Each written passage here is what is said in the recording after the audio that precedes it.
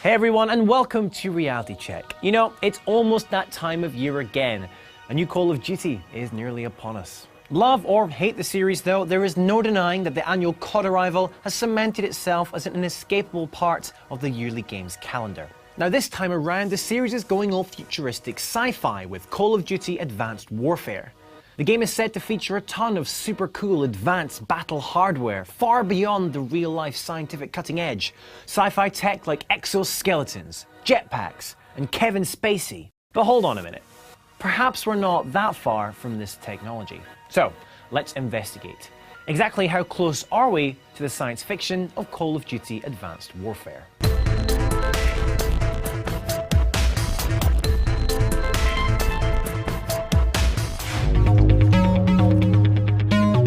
If you haven't seen the latest Power Changes Everything trailer, then I highly recommend that you go and take a look. Granted, it's pretty chock full of recycled trailer tropes, such as shots screaming, "Oh my god, look how real our new gen faces look!"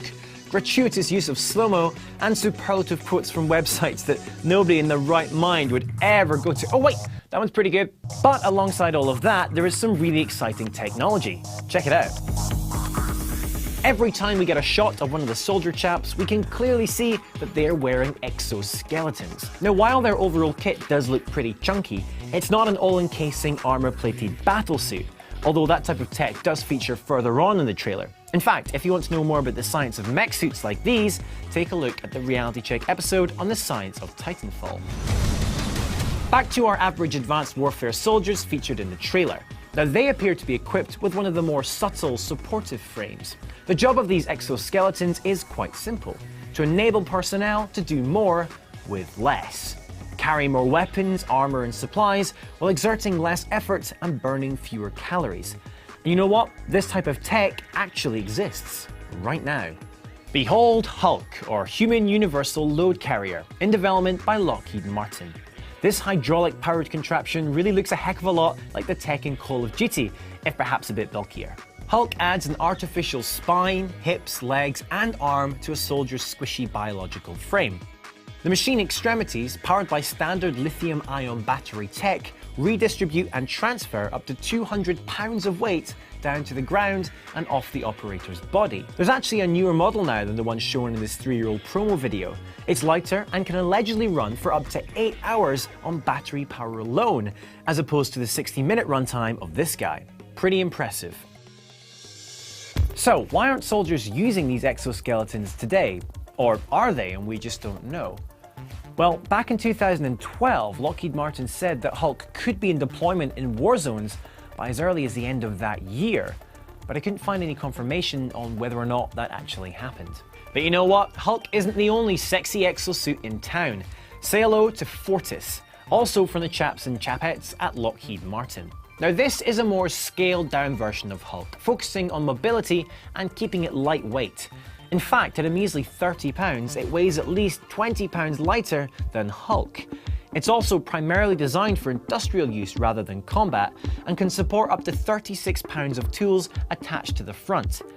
Early tests have proved really promising and have demonstrated that the exoskeleton can increase productivity of workers anywhere from 2 to 27 times, depending on the job in hand. Now, if you ask me, I think the exoskeleton in the trailer looks a bit like a love child between these two designs.